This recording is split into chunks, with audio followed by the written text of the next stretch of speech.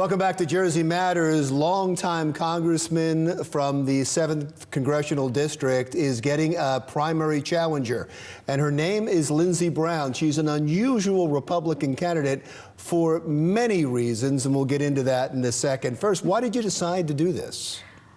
I had to. You had to? Yeah, I know that sounds a little crazy, but with everything that's happened in the last several administrations, not just the last one and not just this one, it's really important for young people like me and women to get involved in government. And I keep hearing this statistic that women need to be asked to run at least 7 times before they'll consider it.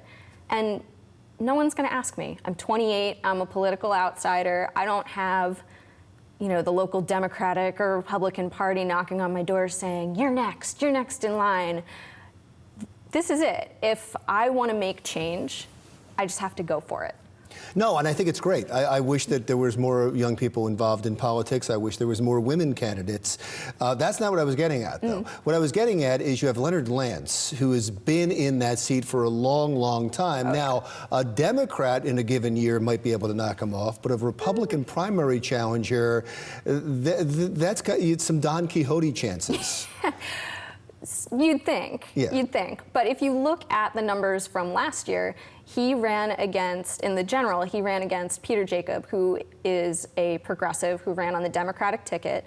Peter got no funding from the DNC. He was backed by Bernie. He didn't even bother catering to the conservative constituency in the district, which is a lot of the district, and he still lost by the smallest margin that anyone has lost to Lance by. But that was as a Democrat. That was as a Democrat. So right. I'm looking at... the Republican primary. Right, is a very different electorate, but at the same time, it's a smaller group of people to try to win.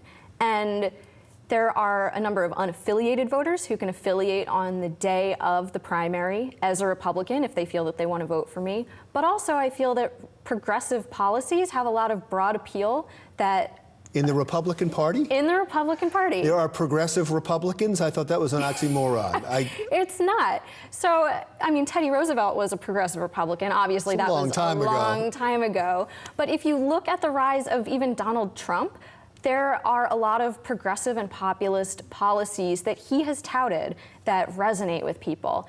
And if you speak to voters, not just the people who are actually doing the governing, progressive policies really, they make sense. If you speak the right language to conservative voters, they agree with progressive policies. It just needs to be framed in a language that makes sense to them. But why? If you are a progressive, you would think that the Republican Party wouldn't attract you. Why do you feel like you want to be a progressive in a party that may, right on its face, reject you? Well, the Democrats lost me, so what's my next option? Why did they lose you? They lost me because, so first of all, they have just barely kept Bernie, at bay, and they've shut out progressives systematically for as long as I can remember.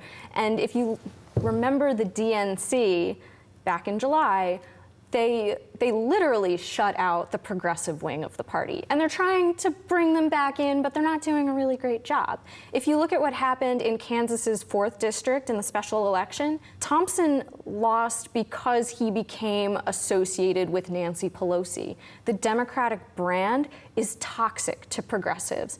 At the same time, the Republican Party has shown that they are open to change. If you look at the Tea Party's wave of change in the party, yeah, it moved way to the right, whereas I'm on the other side of that with more progressive policies, but they've shown that they're open to non-traditional candidates, and they're open to a wide range of viewpoints. That's fascinating. It's fascinating that you're saying that the Democratic Party is not open to progressives because they rejected Bernie Sanders and they wanted Hillary Clinton, and that the Republican Party may be a new home for progressives because of Donald Trump. I would argue that there is a difference between a progressive and a populist, but when you talk about trade and you talk about appealing to the middle class, maybe there is some common ground there. But let's talk about strategy. How do you plan to pull this off?